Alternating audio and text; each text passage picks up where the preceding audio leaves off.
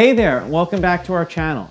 Today I wanted to bring a really special episode to you on showing off our new podcast studio. Now while we filmed a couple podcasts in it so far, I really wanted to give you a behind the scenes tour of how it all happens. So here starting, we have our kitchenette area. This is where our guests can come. We have a refrigerator here filled with beverages. We have a couple snacks and everything so we can get acquainted. And then as soon as we're ready to go, let's go into the room and I'll show you off the entire studio. So here we are. You can see that we, designed the studio in a really flattering way. And since this is really a multi-purpose space for us, you can see that we have our main set, which is our podcast set called the green room. We also have over here on the other side, this is our product filming set. So we can come over here, film our products, and we built a whole backdrop just for that, which is over here. So we continued with our acoustic slat wall and some of our acoustic paneling here, and this is where you see all of our product reviews. So I really wanted to make it a very convertible space that we can get a lot of work done in a small environment. Moving back over here, I really wanted to go over and have a really nice mission control setup. So when we are doing the podcast and controlling them, we have a lot of flexibility on how many people we can actually have, how many channels we can actually have, and how we're actually running them. I did things a little bit differently than most other podcasts did. I didn't do regular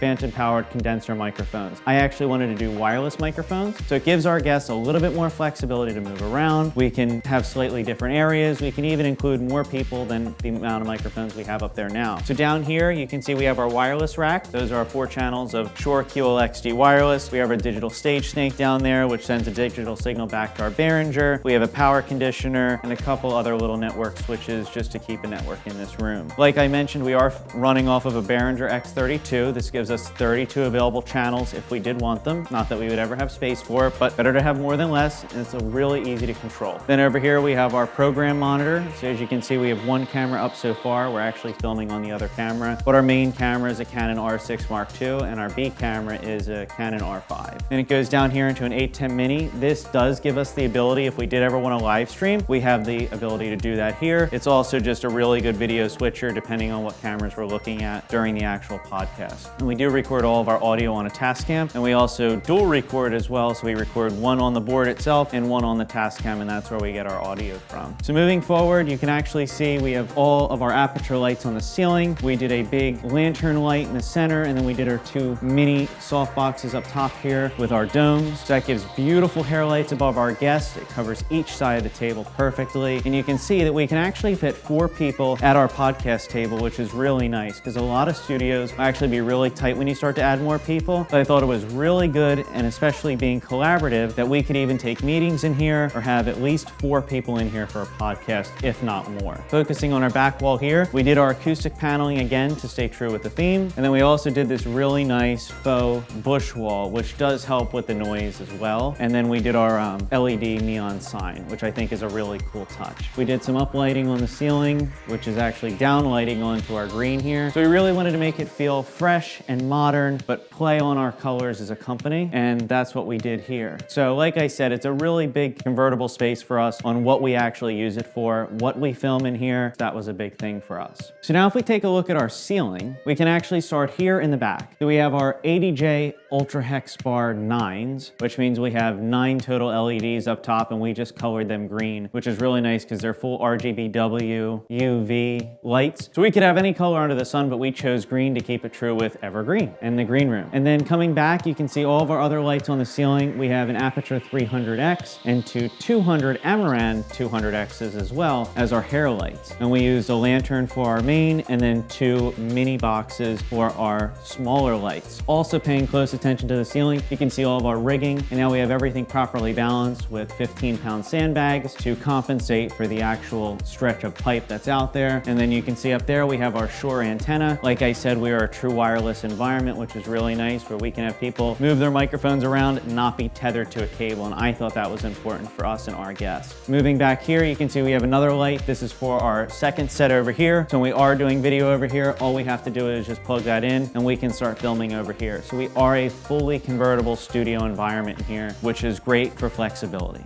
Thank you so much for taking the time to watch this video. I really hope that you liked getting an insight on the equipment we use, the studio that we film in, and how our convertible space works. Now go ahead and watch one of our other product overviews or one of our Green Room podcasts that we film on a bi-weekly basis. Thank you so much, subscribe below, and we'll look forward to seeing you next time.